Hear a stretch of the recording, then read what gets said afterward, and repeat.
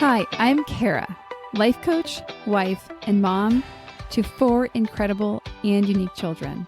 It wasn't all that long ago that my son received a diagnosis that had my world come crashing down.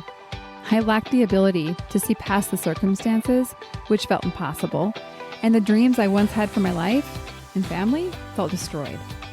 Fast forward past many years of surviving and not at all thriving, and you'll see a mom who trusts that she can handle anything that comes her way and has access to the power and confidence that once felt so lacking. I created the Special Needs Mom podcast to create connection and community with moms who find themselves feeling trapped and with no one who really understands. My intention is to spark the flare of possibility in your own life and rekindle your ability to dream.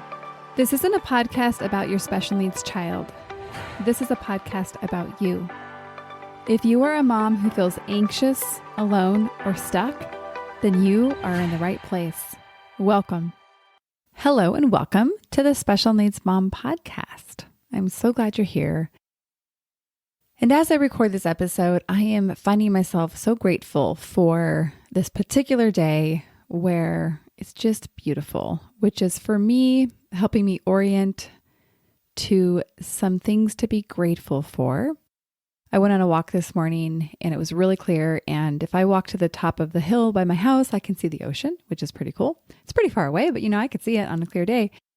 And I just kept thinking about how, because most days there's like fog or clouds, or I can't necessarily see it so clearly, but I just keep thinking about how it's always there, even when I can't see it.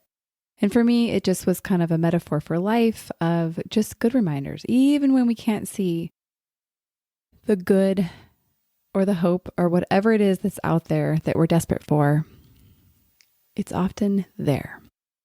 And ultimately, I think it's an invitation into maybe trust, maybe faith, and probably a little bit of both. Okay, let me tell you a little bit about this episode that we have in store today. I'm really excited to bring it to you. It's essentially a guest I brought on because of the intersection of topics that I am personally interested in. And then I know also many of you are as well. Obviously, it's not just for me here. And we're bringing in topics about anxiety and what she describes as digital consumption. I think we could also even just say social media, being on our phone. And I've personally contemplated with particularly the digital consumption piece of it as like, what are my next steps? Because I'm not necessarily liking the way the relationship is going and I haven't kind of landed yet. And so I personally am really leaning into curiosity, and this conversation in particular was very thought-provoking for me and something that I will be using as a tool to answer that question, what's next? And in this topic, and I think it's particularly interesting because of the tricky situation that a lot of us find ourselves in, and having digital or virtual or social media connections be the only connection we have with the special needs mom community. We definitely address that. And it's a thought-provoking conversation. And here's the good news is it's also a very actionable episode where we're giving actual, I hate to say tips and tricks because it sounds so corny, but really, we point towards tools and options that you have that are immediately accessible or maybe take a little bit more to gain access to, and kind of everything in between. And ultimately, this is an episode about how to improve our meaningful real world connections and better align with our values. So let me tell you a little bit about Jennie herself. So her full name is Jennie Ketcham Crooks. She is the founder of West Coast Anxiety Clinic, a clinical licensed social worker, and an anxiety and OCD specialist. And prior to starting the West Coast Anxiety Clinic, she was the director of clinical education at Seattle Anxiety Specialist. And before that, a lead medical social worker at Polyclinic. Jennie has been involved in research at the University of Washington, a guest lecturer at Harvard University, and appeared on a number of popular television shows, including Headline News, The View, and Oprah. That's fancy, am I right? And before we get into the meat of this episode, I want to pause real quick and share about a brand that I was recently introduced to and I'm obsessed with. It's called Cozy Earth. And, it's the cozy season. So I feel like this is very fitting. So the pants that I have fallen in love with are called the Studio Jogger. They are the softest pants I have ever worn. And they are perfect for our life. Like that, you might have to spend the night at the hospital and wear the same clothes like for the night and for the day. And they work for that. And they work for jumping to all those appointments to school and all the things. So they work for our life. And that's why I love them. And, it's San Diego, so it's not that cold here. And so I don't need much more than a long sleeve shirt. But the Studio Light crew neck is like a cross between a long sleeve shirt and a sweatshirt. And again, it's like the softest fabric you have ever felt. Some of you might have heard it. It's called viscose and it's made from bamboo, which I think is really cool because it's sustainable. Okay, so why am I telling you about these amazing things I have found? I am telling you because they have agreed as a brand to hook you all up with a unique promo code. And this code actually gets you up to 40% off, which I feel like is really quite a good reason to check them out. Something that came to my mind for you all is I know many of your kids are impossible to shop for Christmas because their interests don't change. And so I think buying something that will make them more comfortable and just luxurious, I think it's actually a really good gift aligned with what I want most for my people that I love most. So they have all the things from blankets to home decor to clothing. And so I do really encourage you to check it out. And the promo code that you're going to want to make sure you use is SNM Podcast. Get it? Special Needs Mom Podcast. And if you can't remember that, it is in the show notes. And of course, I'll have links there. So go ahead and check it out. Now, welcome, Jennie, to the podcast. Welcome to the Special Needs Mom Podcast, Jennie. I am so glad to have you here. I am so stoked to be here. You are a national treasure, and I'm stoked to be here. Wow, I really like that compliment. That worked for me. Okay, well, as we get into introducing you to our community, I wanted to give a little bit of backstory of why I said yes to this conversation. It was probably your publicist that reached out and pitched you. And I'm pretty scrutinous on the people. I get a lot of pitches. And so I do a quick scan. And if there's not a grab, it's going to go into my filed box, right? And actually, I don't always read the emails right away. However, when I went back to read the pitch that your publicist sent, I was like, oh yeah, baby. Like, if not just for my listeners, for my own personal gain, I wanted to have a conversation with you because you are talking about things that, well, I'm struggling with. And therefore, I also know that this community is too. So thank you for being here. So we're going to be talking about many different things, but kind of primarily anxiety, because that is a specialty of yours, along with OCD. And we're going to talk about essentially our relationship with digital media. Would we also say social media, like same thing, right? Is there a difference that I'm missing?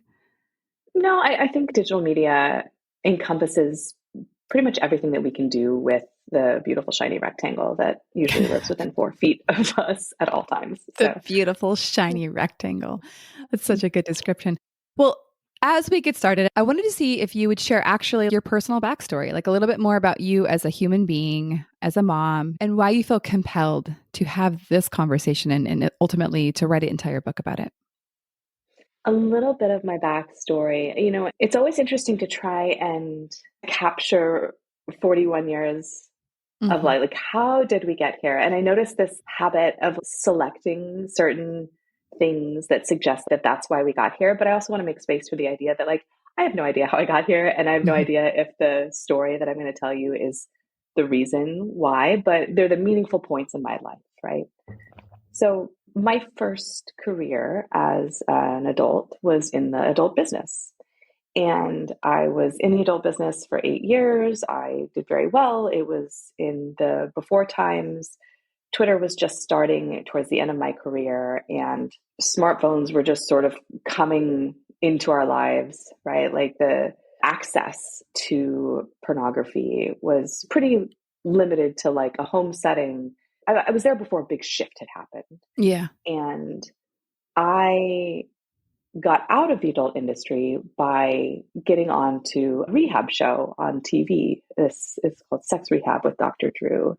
And then I did Sober House with Dr. Drew. And when I signed up for the show, when I had my agent pitch me to them, it was under the guise of it's going to be great marketing for me as a porn star. Mm-hmm. I had no insight that it would actually be this really life-changing event, right? Mm-hmm. Like, or the life-changing event that I thought it would be did not materialize, right? Yeah. So what happened?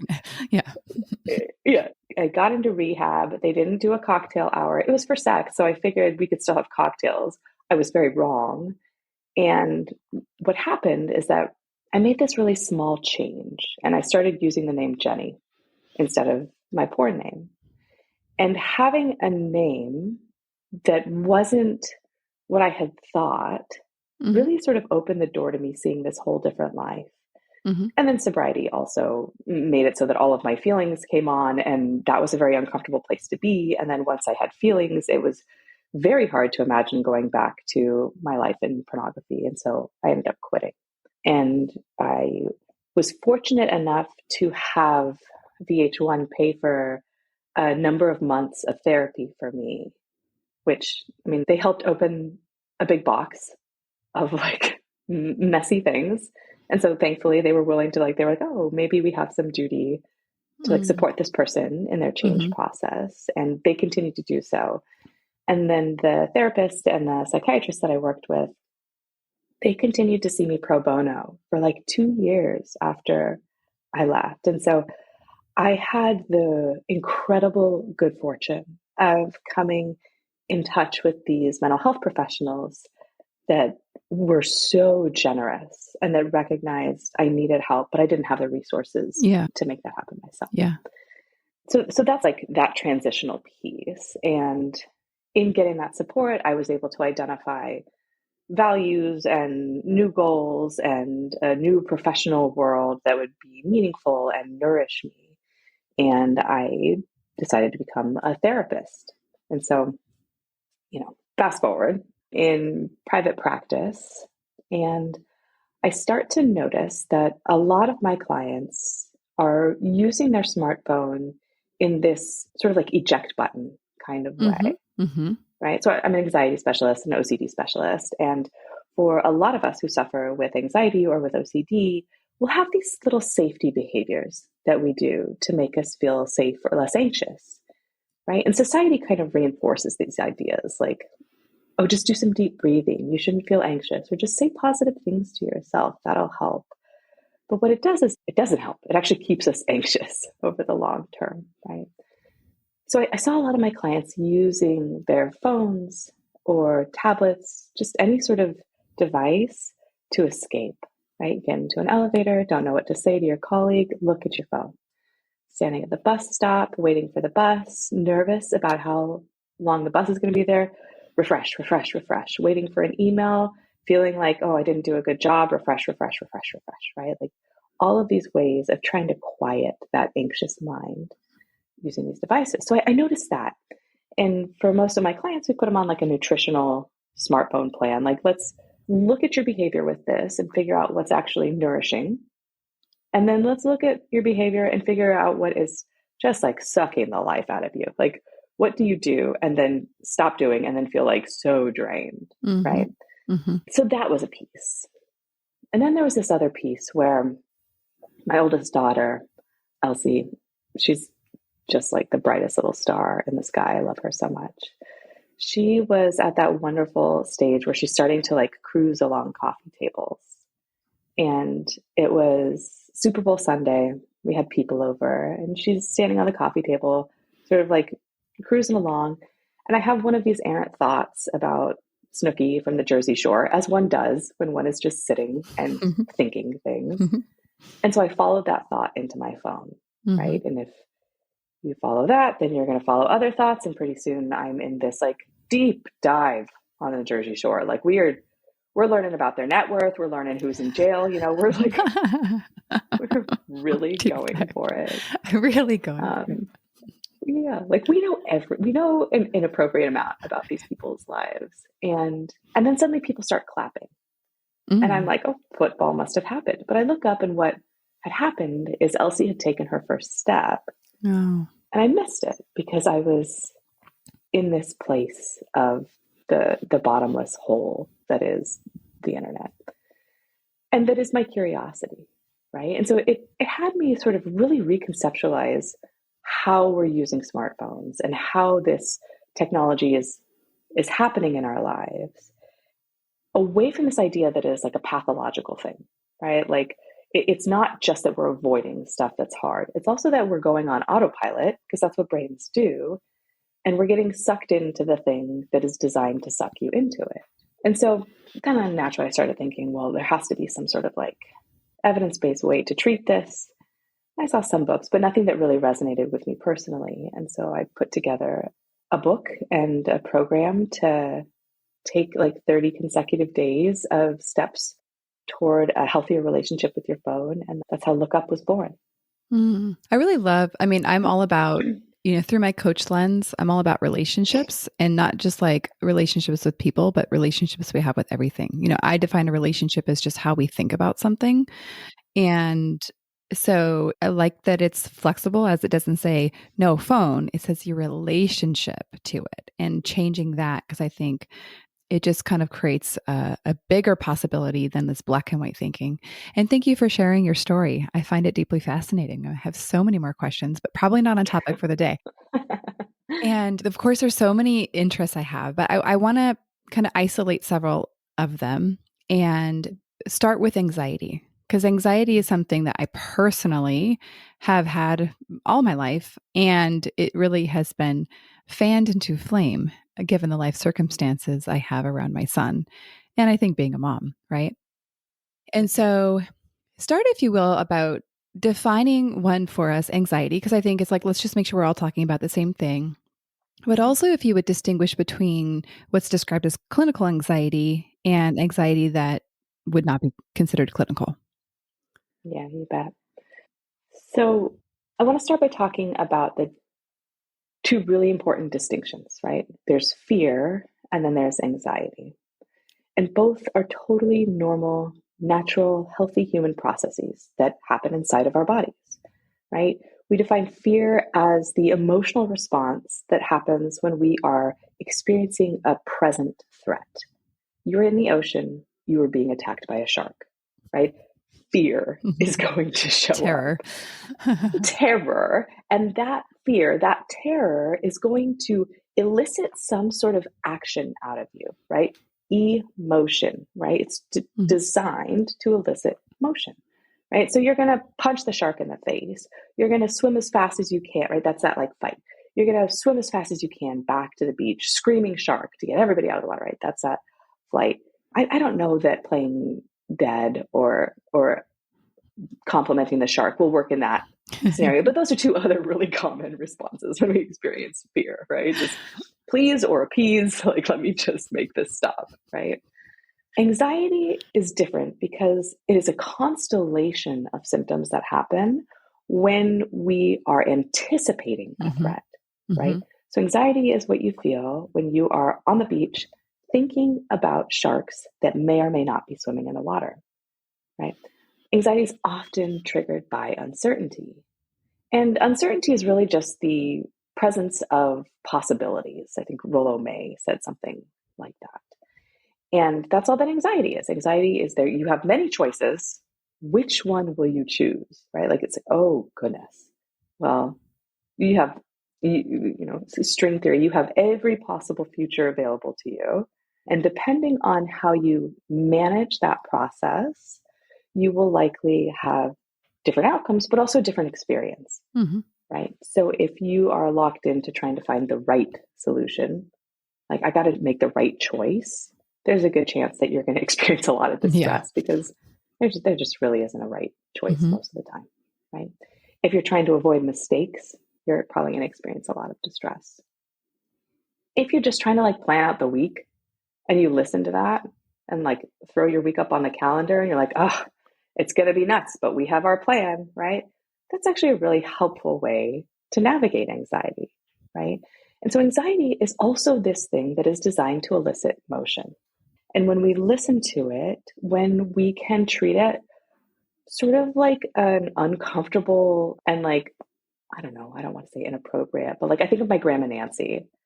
Grandma Nancy was kind of a grifter, right? She, bless her heart, she would just say the most inappropriate things. And you would just sort of feel like you knew Grandma Nancy was coming to the party and you knew she was going to make you uncomfortable, but also like she's not coming to the party, right? And like you can't shut the door on Grandma Nancy. She's going to get in. She brought her own chair, right? She is here. Right. And so that's a little bit of anxiety. But if you can just sort of like stay at the party and work with Grandma Nancy, Grandma Nancy is not actually a problem, right? And anxiety is very much in the same way. It's helpful when we allow it to help us. When it becomes clinical is when we start to fight against it. I shouldn't feel anxious. I don't want to feel anxious. Anxiety is dangerous. When we start to identify this internal experience as something dangerous, then when we feel it, we actually feel more anxiety because we get anxious about being anxious. And then suddenly we have to solve this problem of this thing that is actually like kind of beautiful and is one of the most human experiences and something that we've actually been like evolutionarily selected for, right? There's a psychologist named Kelly Wilson, and he talks about anxiety as we're out in the brush and we're looking out in the distance and we see this shape and it looks like it's a blackberry bush, but it might be a bear, right? And so if you go out there and find out, at least once, you're not coming back. If I hightail it back to the hut, 10 out of 10 times, I am going to live, right? And so our parents are the ones who went back to the hut. They're the ones who listened to that anxiety and they're like, yeah, we're not gonna, this week's gonna be nuts. We need to put this on the calendar, folks. And then, like, let's get out of here. And so really I guess the overarching point is that anxiety is a totally healthy, normal thing that happens inside of you, right? It'll spark when you feel uncertain about something, more so when you care about something. And when you start to fight against it, that's when you start to have clinical problems. Wonderful, wonderful definition. And I think so helpful. So thank you so much for that. And also helping with like kind of distinguishing where it kind of crosses over to be working against you rather than working for you. And, if I look through the lens of a mom that has a child with any sort of disability, medical diagnosis, there are so many situations where we need to look out there and predict and protect and act. And also not knowing so much. So there's so much uncertainty. So really, I think it's a beautiful like permission to say, actually, this is a good thing. And there's also opportunities probably to support ourselves when we tiptoe over into the misuse of this very helpful tool. If you would talk about what you describe as the vehicles of acquisition for anxiety, I think just to perhaps give even more context for kind of how we've landed where we have landed. Yeah. So the vehicles of acquisition. So a lot of people come into my clinic wanting to know why they feel so anxious, right? And this sort of ties back into my earlier statement about I can tell you the story of how I got here, and I think that's probably pretty accurate. But I also have this incredible storytelling mind that puts together brilliant stories, right? And so when people come in and they say, like, let's talk about why I feel so anxious, that's helpful to a certain extent, right? There's the normalizing process, which one vehicle of acquisition, and vehicle of acquisition is really just saying, why am I so anxious? How did I get so anxious? One is evolution, right? Like back to that, like blackberry bushes and bear example. You were anxious because your parents were anxious and they were selected for that. And their parents were selected for that. And their parents were selected. The guy that wasn't anxious about going out into the field, he is dead. And he did not reproduce. And his kin died, right? Like they did not reproduce. And so that you feel anxious, yes, human prefrontal cortex working. Love that for you. Really common vehicle of acquisition of anxiety is firsthand learning, right? You walk across a dog, the dog bites you, right? You've learned that dogs are dangerous. So next time you walk past a dog, you're going to be a little nervous about that. Secondhand, you learn from your mom who says, oh, dogs are dangerous. Don't go near them. Don't do that. That's not safe. That's not safe. I mean, like, as a parent, I try to be so mindful of all of the like, nope, nope, nope, nope, nope, nope, nope, nope, nope, right? Because suddenly they live in this very unsafe world when really that's frankly just my own anxiety about them dying, right? Like, I don't want you to die. Please don't do things that increase your risk of death, you know?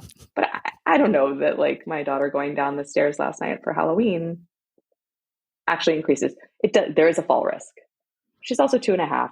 And so we learn from our parents about what we should be anxious about, right? And as parents, this ends up creating this really difficult situation where we want to get it right. We don't want our kids to be anxious, not clinically anyway. We want them to have the appropriate amount of anxiety, right? That like functional amount. But it puts a lot of pressure on us as parents, right? To like, okay, well, don't say the wrong thing. Don't be too overprotective. Don't be too much of a helicopter, but don't not protect them. And don't tell them that, like, gosh, like it's just this like razor edge. It's a tightrope. It really is, right? There's one vehicle of acquisition that I am missing. Okay. So we have firsthand learning. We have modeling, which is the second one you said. Okay. Then we have transmission of misinformation. That's a good one. And then the last one is evolution. So you did evolution. And then so we have transmission of misinformation. Okay, great. Yep. Yeah. You watch the news, right? And you get anxious and you start to think that the world is actually worse than it has ever been. And there's more violence in our world than has ever been before. And if we step back from the exposure, right, to all of this really anxiety invoking content, we also have to take into consideration that we have more exposure to this than we ever have before. And so while there are some issues in it, I don't actually know that things are worse. But what I know is that we see a lot more and our brain has the opportunity to learn that things are really, really bad. Yeah. Right.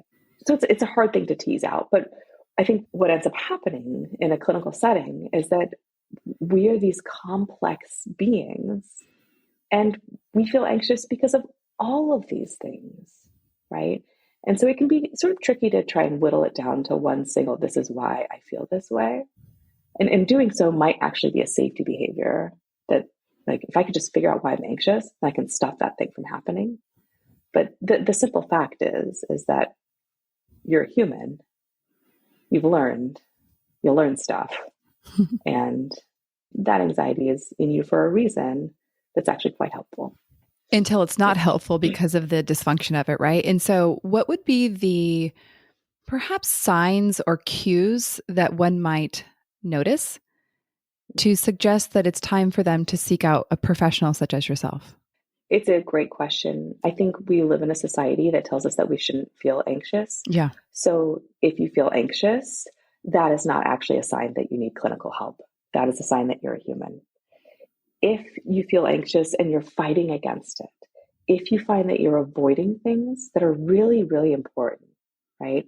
If you find that you are persistently worrying or, my kiddo toying with the idea that she might have a diagnosis, like a neurological diagnosis. And, if I'm spending all of my time on the forums and if I'm doing these deep dives into information, trying to get this sense of control, and I'm losing time in my life, spending it with my daughter, trying to do that, that's probably a sign that I need to seek professional help, right? And so it's not so much the volume of anxiety that you feel in as much as it is your response to that.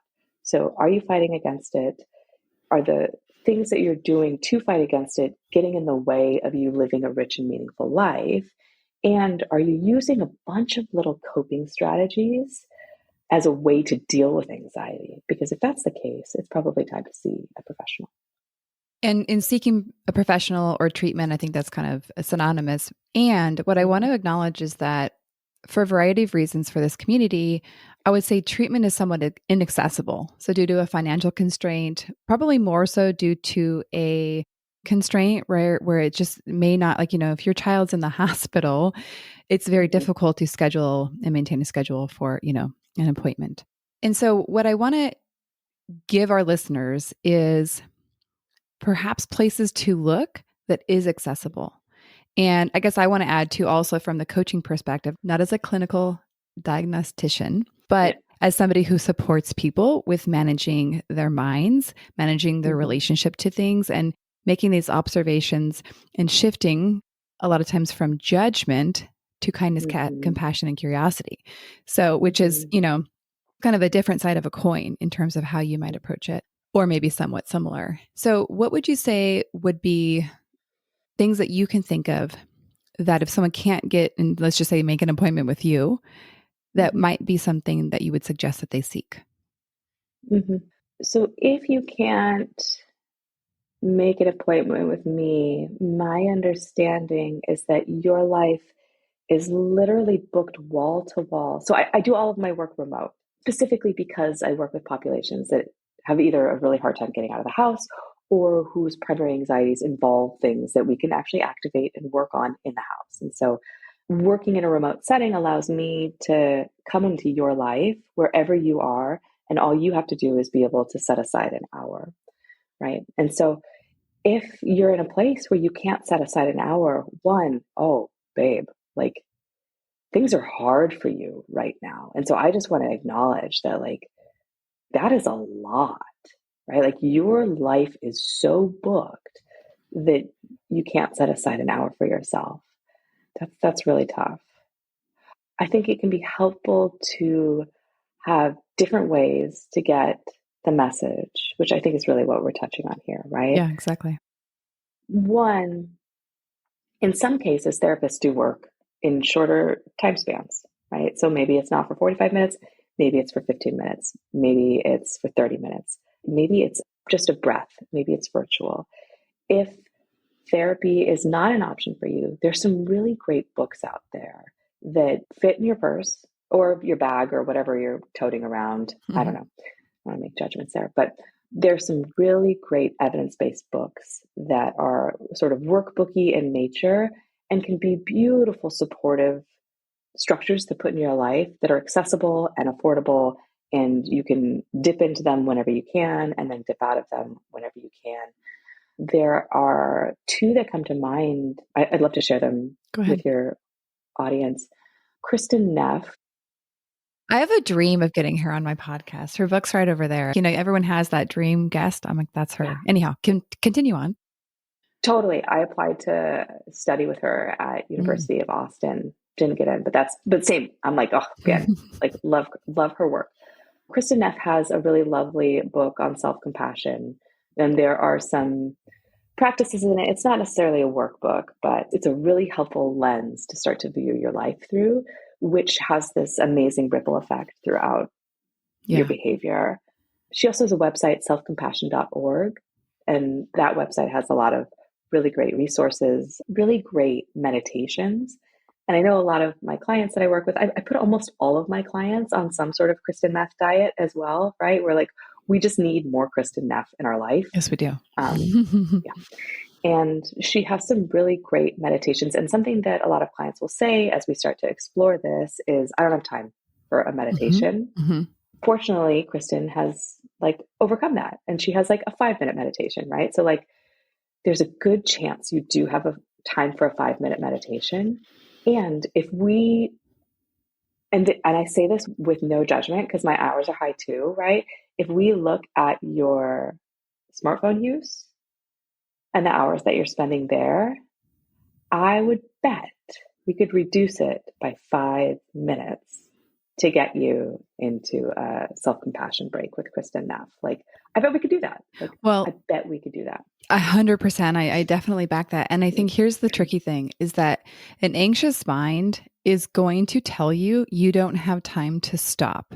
you need to keep running, girl, because you got to look out for all those bears out there and like, all the reasons that they have good reasons, right? And so Mhm, that's the riff here is like that actually the stopping, even just for 5 minutes, mhm, is the thing that will soothe the anxious mind mhm, enough to be able to kind of get back in that health, like that useful zone. mhm, mhm, And so there's like this dynamic too, where it's like people, this happens a lot. They come to me, I want help. I want help. And then that step into actually getting help, I think, is that there's like the things that are keeping them where they want help are the things that are also keeping them from getting help. So I just want to acknowledge that that is part and just consider that it's one baby step after another. mhm, And to listeners that maybe are like, I don't have 5 minutes, or it feels like I don't have 5 minutes, be gentle and kind to yourself and mhm. ask a question based on curiosity of like, what do I need to be able to stop for 5 minutes? Or something along those lines. Anyhow, I'm gonna turn it back to you. So Kristen Neff, and who was the other book that you were going to suggest?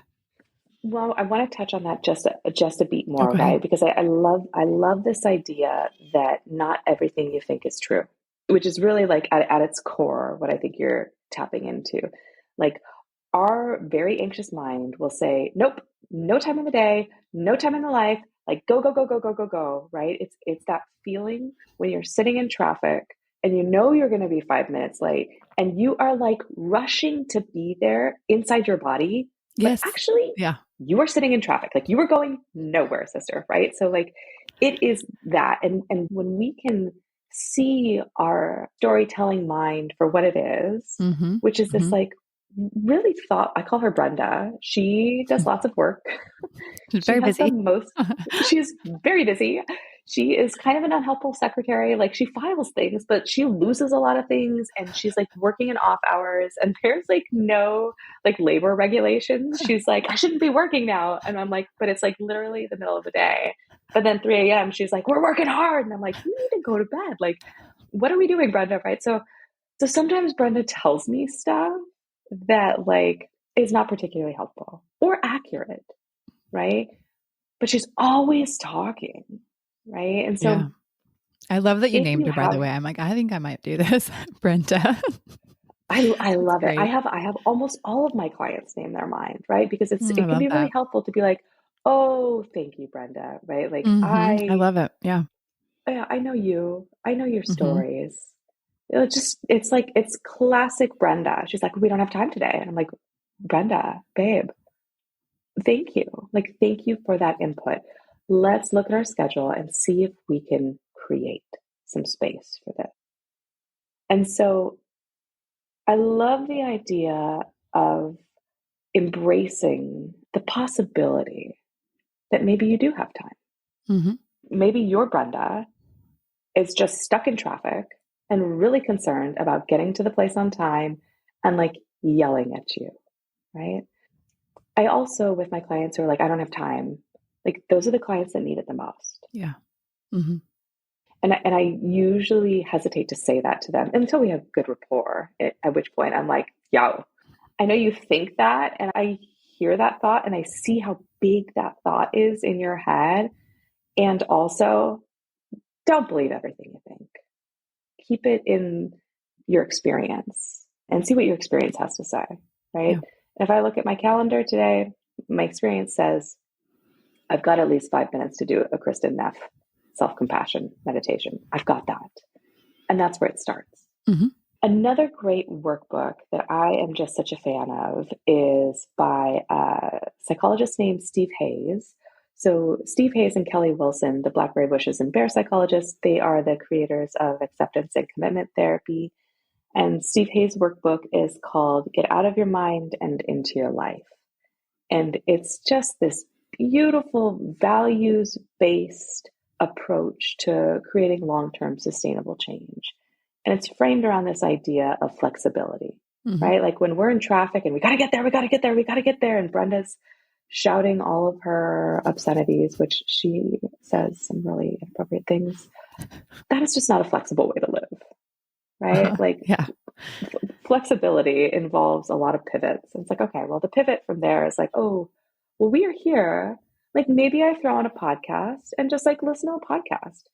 maybe I can be late and the world will not end. Like maybe this like catastrophic thing that Brenda has said will end our world is not the catastrophe, but I'm going to refrain from making that decision until I have the experience. I'll let arriving late inform the experience instead of what Brenda has to say. Because according to Brenda, it's always a disaster. But Steve Hayes' book will help you go through that. And because it's a workbook, it's this really interactive, easy approach. Yeah. And of course, like if you're looking to change your smartphone behavior, you can buy my book. But in terms of sort of like more generalist stuff, these are two invaluable resources. Yeah, and I'm 100% aligned with both of them. I'm not familiar with the second one, but by the title alone, I'm in on that. Yes. And I just want to mention, we'll put links to all the resources listed in the show notes, including your book. And Great. So thank you for mentioning those. Let's actually pivot a little bit and talk about another area of expertise that you've leaned into. And it has to do with, I guess, what we can call is digital overuse, or maybe even what we'll say is like a unhelpful relationship with digital media, digital whatever. And so I think what we're distinguishing against is like use versus overuse, or maybe even, again, that unhelpful use. How do you distinguish the difference between what you would define as overuse versus use, period? Yeah. So digital use is any sort of interaction that you have with your tablet where it is serving some helpful function. So, for example, I am waiting at the bus stop and I check to see if the bus is running on time. And I do so by opening my smartphone. I open the bus app. I look at it. I see, yes, that question is answered. And I can put it away and then just sit at the bus stop and chill. Digital overuse starts to happen when we stay in the phone longer than it's actually functioning, right? So when that helpful function sort of goes away, that's overuse. So I log in, I see the bus time, and then, oh, what's this notification? Brenda's like, what is that over there? Yeah, she's like, oh, we are inbox 0. Why is this shiny? red? Right. What is that? Yeah, totally. Click. Or like, ooh, I wonder if anybody commented on this thing. Or, ooh, I wonder what Snooki's doing, right? And then we just sort of go on autopilot, right? That's overuse. I just sort of like that scrolling, scrolling, ha. Oh, send to so and so, scroll. Like there's this sort of like this muted quality to it. Yeah. You know what I mean? Yeah, familiar with what you mean. Totally. And you come out of it and you're like, whoa, like how long have I been in there? Like how long have I been in there? You sort of like time warp a little bit. Yeah. So that's how I would describe overuse. Addiction is going to be different. So there's dependence and there's addiction. So dependence is talking about if your smartphone or your tablet is the only way that you have to access the internet. Most of us actually need the internet in the terms of living our lives today. This is the world we live in, right? So if the only access that you have to it is on your smartphone, you are smartphone dependent. And there isn't like a judgment involved, but we also know that this disproportionately impacts people of color. This disproportionately impacts people from lower socioeconomic status, right? And so it also sets up these marginalized populations to become addicted to smartphones because smartphones are by design really shiny and beautiful and addictive, right? Like just little tiny lines of cocaine. And so addiction happens when we start to use it in a way that interferes with our life, right? So I am scrolling on my phone instead of choosing to play with my kids. I am scrolling on my phone instead of doing my work. I see this with a lot of I work with a ton of tech engineers, right? And so like I'm looking for an answer on Reddit, but then I end up in that deep hole and reading everything else. And then pretty soon I'm just on Twitter being like really upset about the state of the world, right? And so then that's sort of like, where's your phone when you go to the bathroom? That might tell you if you have a little bit of an addiction going on, right? Like, do you take your phone to go poop? okay, like that's curious, right? Like I'm How did guilty, we right? poop before? How did we manage to be quiet and by ourselves for several minutes before we had the entertainment? Totally. And like, Oh are my you gosh. ending up with like hemorrhoids because you're in there scrolling for too long and you end up in that hole and then you look and you're like, there's a lot of blood there. And like, you've just totally lost your way. Like, let's keep it real. That's why I love Like, this conversation. I'm like, we're really talking about what it really looks like. this is what it looks like Oh is gosh. blood, right? And so like, I think you can also tap into like, am I addicted to my phone? If you start to get worried when you don't have it, like, well, Mm.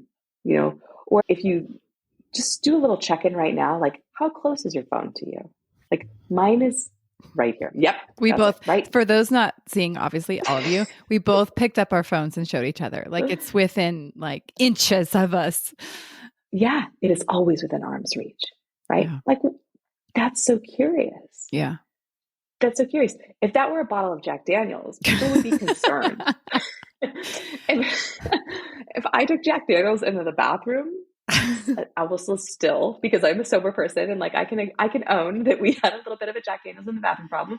But like if I took Jack Daniels to the bathroom and like sat on the toilet Mm-hmm. holding it as Mm-hmm. like tenderly Mm-hmm. as I do my phone, Mm-hmm. people would be concerned. Our curiosity would be piqued, right? Like we would be like, oh, isn't this Yes. interesting that there's this Yeah. relationship that has us so close to this thing with it always in our hand, like it's a security Yeah. blanket. So, okay. So I think I'm going to speak for everyone. Do it. I'm going to do it. We're listening because we're all in this together, ladies. Like this is actually, I think, just how it's going. And I'm speaking. Okay, I'm not going to speak for everyone. I'm going to start speaking for myself and maybe a little bit everyone. That I think this is like I mentioned earlier that I'm noticing the Jack Daniels in the bathroom, not the actual Jack Daniels, but you get what I'm saying. I'm noticing this is is this really working for what I want from this thing? And I think for me, the Yeah. answer right now is no.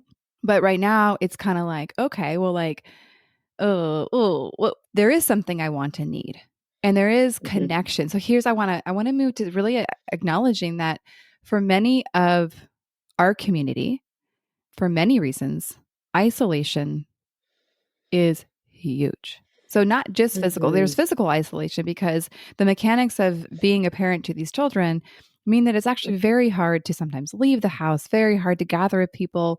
There's that demand of going to appointments. There's like actual, logistical real challenges. So which I think jumps us into, oh my gosh, isn't this incredible? We have this way of connecting with each other via, I'm going to say social media. And there's real gifts in that. There's beauty in that. I have relationships that I'm so thankful for as a result of this shiny tool. And there's the other side where, I think I don't even need to explain it, but it's like all the things where it's like there's the conversations online that are fueling anger, that are inspiring kind of what I see as like, actually encouraging moms to think about themselves in a way that is not helpful, but it's like everybody gets their little pitchforks out and it's like, yeah. And like, it just kind of is like not a helpful environment. And that's why I, for a lot of those reasons, have really kind of stepped away from being involved in actual conversations in that space because they're not conversations. They're speaking at each other. And that's actually not the relationship I want with people. Okay. That's a little bit of a rant there, but that presents us with a real challenge. And so I guess I just want to talk about it. Like, okay, so like we have this desire to connect, we have life limitations, we have this tool that kind of works. So we don't want to necessarily break up with it. Okay. So now what? Probably your book, but also like what would you suggest just in this conversation today? I think you put your finger on something really beautiful and difficult about being a human. We're not made to live with each other. We are made to live for each other. Ooh. And connection, that's not mine. I wish I could take it. I don't remember whose it is, but it's not mine. It is very maybe good. Jack So. Kornfield. It's very good. Very good. That longing for connection that we feel, that is one of the most human parts of us, right? Like we need each other to survive. And if we think about it a little bit like hunger, you need to eat to survive. Like you have to eat to survive. But connecting only through these online spaces in these ways that are asynchronous, it's kind of like eating a cookie. Like it's good. I actually have a little bit of a cookie problem. We don't need to get into that. Mine's a cake problem, which has really been curtailed because I eat gluten-free. So cake is a lot less accessible, but Yeah. I just love cake. But anyhow, back to the cookie, back to your cookie. I mean, I appreciate that, right? And like, I think there's this thing that happens where we get the cookie or we get the piece of cake, and for that moment, we're satiated. It's like, okay, I don't need to eat anymore. Had a cookie, good to go, right? But what this body really wants is a Cobb salad, right? It wants some greens. It wants a little bacon. It wants an egg. It wants some avocado. It wants blue cheese crumbles and a little bit of vinaigrette. Like it is hungry for something so good, right? And that's what the body really, really wants. I mean, I think a cardiologist would be like, it doesn't need the bacon, but like missing the point. Thank you, Brenda. She was like, make sure you clarify about bacon. Like, we know it's bad for us. Thank you. As long as we use these devices to sort of like plug the holes in the dam, right? Like as long as I'm going on the forum, I can like connect a little bit, do a little scroll, read a little bit. It quiets that longing enough until the next moment that it shows up. But if we didn't do that, we would have an opportunity to really listen to what we need, right? And in listening, we have an opportunity to go out and get it. And so maybe you are more isolated just because of the logistics. Maybe you live in a rural community, and realistically, there's just not a lot of like differently abled people or differently abled kids in your community, or if they are, they're really on the outskirts and there's no sort of like celebratory way to bring them together. This is the world we live in, and that, yes. And as long as we go to those places that quiet that urge just for a moment, it prevents us from feeling enough of the pull to actually make a change. Yeah, it's almost like I'm interpreting this as like it anesthetize us enough to numb us enough to where we don't feel enough of the pain to say, this is actually not helpful. It's actually maybe even hurting me. And so you can see like through this, you can see 100% why we're continuing, we're persisting, we're not changing. We're like seeing the problem, because where I'm at, like I've been at this place where I'm like, seeing the problem. But to your point, it's not painful enough to experience the discomfort of changing. Because actually, I want to acknowledge, like, it's actually very uncomfortable to change too, or to let go of something that you think is helping you or that is helping you a little bit. So, wow, back to you. Yeah. Okay. So now what? Now what? Yeah. Help us. Help, please. Oh, gosh. Here's the answer. My book is the answer. My book is not the answer, right? My book is a piece of an answer. Yeah. It is a tool that you can use. It's a 30-day challenge. It will help you come off autopilot. It will help you identify some of the content that your own Brenda comes up with that keeps you stuck in that place.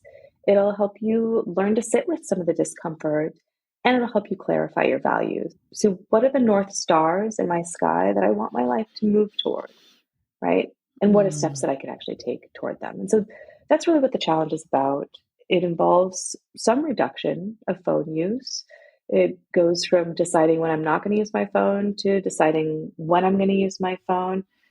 But it's not this unrealistic, don't use phone at all stance, right? It's not an abstinence-based approach. It is a harm reduction, right? Like, can we reduce the amount of harm that we're doing with this thing? And can we do so in a way that's like sustainable and that really highlights what we want our life to be about? And so that's the book. I think there are other resources. If you're like, yeah, but like, I don't need this, but I know it's bad for my kids. right? Then that's also a curious stance, right? Like, cigarettes are bad for your kids, but like you can smoke them. So we sort of like liken it like that. But I think in terms of like, God, what do we do about this connection problem? In the field of social work. So I'm educated as a social worker. I'm a clinical social worker. It's what my master's is in. We talk about these grand challenges in society, and loneliness is identified as one of the 12 grand challenges that we face as a society, which is amazing because we've never been more connected. Yeah. Yeah. Right. But we are so lonely. And so if you're feeling lonely, like what a beautiful part of your humanity to be with. And what a beautiful part of your humanity to like guide you to something else. Right. And so you can do my workbook. That's great. You can also start to reach out and try to build some community in your world. Right. And if you're running up against that, don't have time, Jenny thought, right? Like if that thought is present, we can acknowledge, like, yeah, like, hello, don't have time for that. Hello, Brenda. Thank you so much. I knew you were here. My schedule keeper, right? Like, there are little steps that you can take, little pivots that you can make in your world. And maybe just listening to how alone you are, that could be a pivot. And we don't know what will come of it until you listen. I really want to highlight that because I want to acknowledge I love how little, the emphasis of little pivots. So it's just so important because I think what we as humans do is we make things really big and really hard. And then, of course, we don't do them. But by pulling it back to a little pivot, I think that really invites us to like something that is accessible to us. And I love that essentially your first step is like the first pivot can just be as simple as listening. I think a lot of people would probably dismiss the actual action and intention and power of just listening. We put a lot of value on actions, but listening is an action. And I think that actually, if you really listen to yourself, that I think can give us what we need in order to take that next step, the next little pivot that you're talking about. Okay, so kind of backing up even just a second, and we are going to come to an end here because I want to, I know Brenda doesn't have a lot of time here. You know what I'm saying? No, just kidding. Brenda's got all the time and none of the time.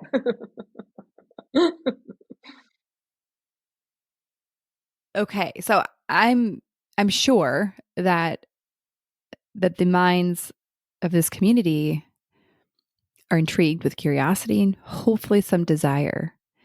And probably their Brendas are like a little bit overwhelmed or maybe intimidated or maybe even already feel defeated because maybe they've tried something and it hasn't worked. Is there anything that also you might just put in the idea center of the brain of other little pivots or points of accessibility that they might look for as first steps? Yeah, if that is your experience right now, it sounds like our Brendas have been trained in a similar fashion. Yeah. They went to school together. It is in this country. There's a lot of bootstraps, and we should be picking ourselves up by them and doing a lot more than we can. And yeah, she loves should. She's very shouldy all over the place, and she shoulds with her phone in her hand. So I think another little pivot, and you can play with this, right? So where I started to get a little bit of traction, I'll use my own example, where I started to get some traction in changing my own smartphone use behavior was to begin to share what I'm doing in the phone with the people who are in the room with me. Mm-hmm. And so either including them in it so that it's this communal, joint, shared experience that actually brings us together. It's an opportunity for connection. Or if I'm like, oh, I don't want them to watch me, like, I don't know, then that's a moment to, that's curious, right? Like, I don't want them to just endlessly scroll TikTok with me. Okay, maybe that's a listening point, right? Maybe that's that like demon of dissonance that shows up. That's like, oh, this is in conflict with, like, this behavior is in conflict with our values, and like, ouch, like that ouch is actually a pivot point. Mm-hmm. right? And so back to the listen. So try including your significant others in the thing that you're doing. And if you find yourself really uncomfortable with that, be curious about that discomfort. Like, what does that say? Is this a values oriented activity? Another really interesting thing to do is to, when you are out in public, put your phone down and watch other people on their phones. See what they're missing, right? Look at the world around them. Look at the people who are with them, who are looking to them as they look in their phones, right? And it will give you this shared consciousness for what you're missing when you're locked in your phone, right? Because we don't know we're missing it because we missed it, right? Like, you don't know what you don't know. You don't know what you're missing because you miss it. And so if you watch other people, you have an opportunity to learn what they're missing. And there is an acceptably high probability that you too are missing those same things.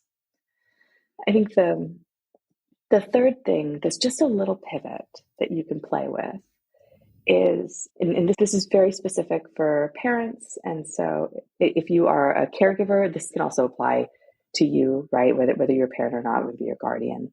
When your kid comes into the room, put your phone down and look at them, right? If you're going to choose to keep your phone open, tell them that you're choosing to look at your phone. It will create some discomfort there too, right?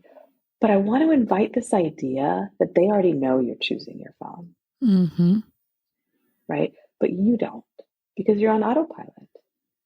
And so what we're trying to have you engage with is this idea of choice, that you actually have the ability to choose where you pay attention. And in every moment, there's a choice point, right? Just like a pivot point. Like, that choice point is where you pivot. In that choice point, if your kid comes in and you're like, mommy's just going to scroll on her phone for a little bit, leave me alone, right? Like, I mean, you can do it in a much nicer voice. That was just Brenda really showing off.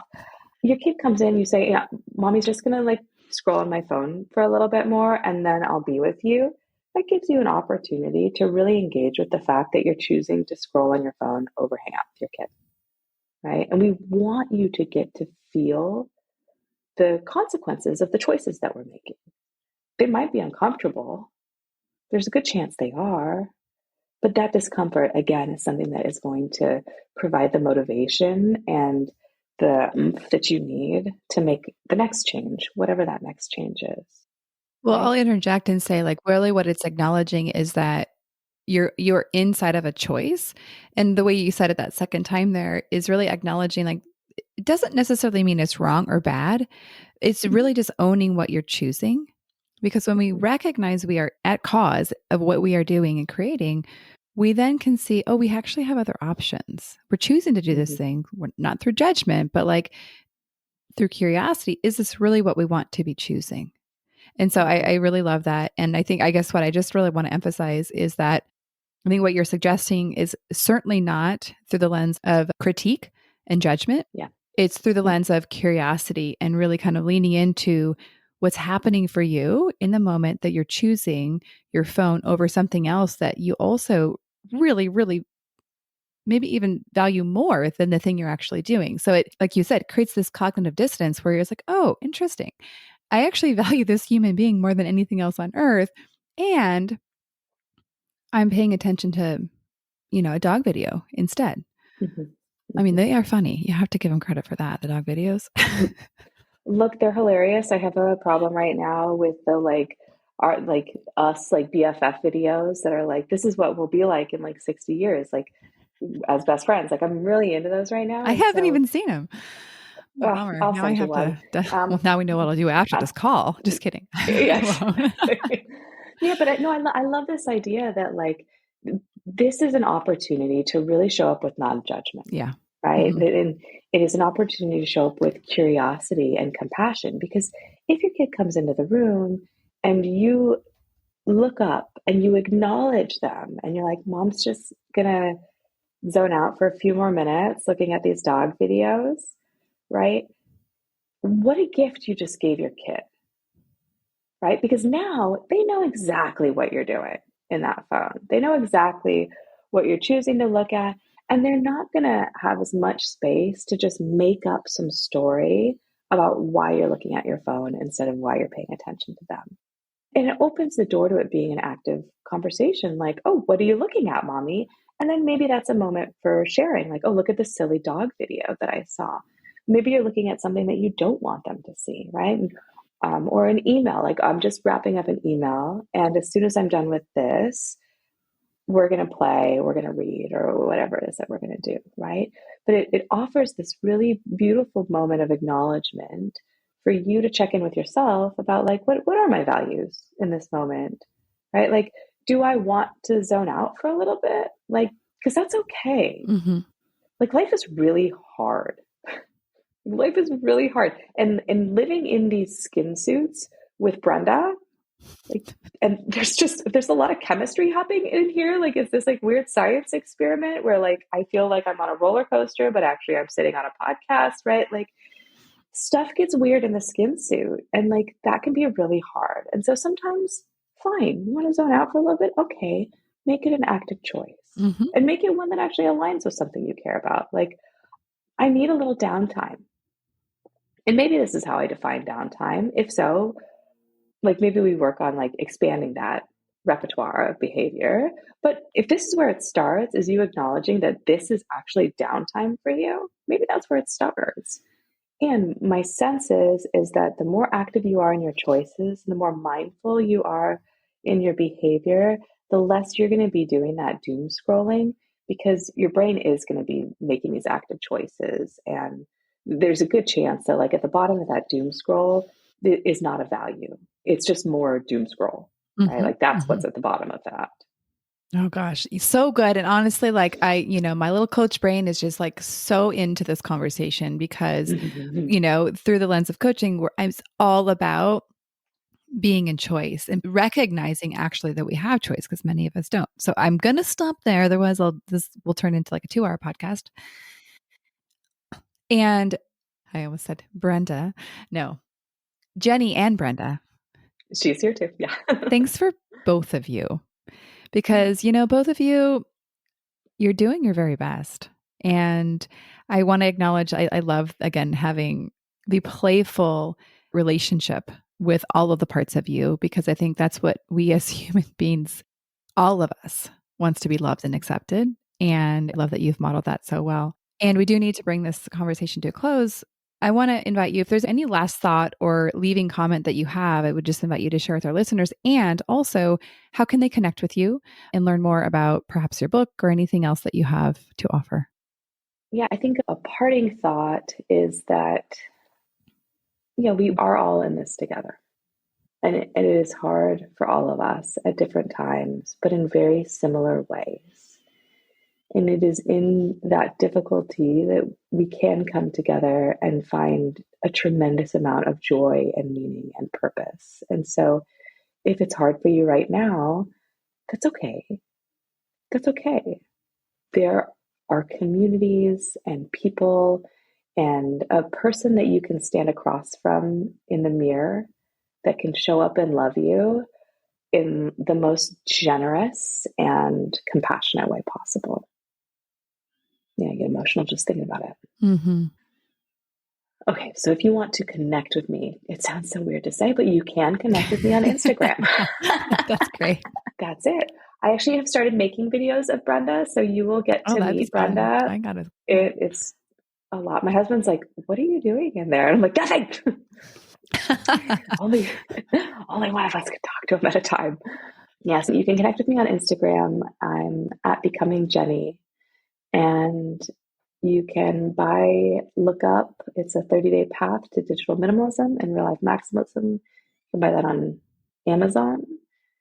And yeah, if you are wanting to plug in with a therapist, I own a group practice called West Coast Anxiety. And like I had mentioned, we work remote. I have clinicians who are licensed in just about every state in the country. Oh, bingo. Okay. I didn't realize that. I'm glad you mentioned that. That's great to know. Mm-hmm. So hit us up. And if things are hard, but if you have insurance, maybe we can see if we can work out like a single case agreement or something like that with your insurance company, which is just to say, don't let hard or the perception of it not working be the thing that stops you from reaching out. Like, give us a shout and maybe we can help. Maybe we can't. I don't know, but like maybe we can help and support you. And yeah, maybe you do have 5 minutes. Okay. Yes. I can't echo that enough of just being in the inquiry and allowing yourself to answer some questions. So yeah, great. So all of the contact information will be available on the show notes. And again, Jennie, thank you so much for being here. I thoroughly enjoyed this conversation and especially laughing with you and, of course, our beloved Brenda. Thank you so much. Yeah, it was a lot of fun. And I can't wait to learn about what you name your mind and to get a little bit more I know. I intel was thinking on about it. I will get back to you on that. I'm excited about it too. whatever it is. She's not going to like it. So just know that going into it, she's not going to like it. It's not going to be good enough. So That's not going to be a fair warning. Fair warning. All right. We'll see you on the next episode.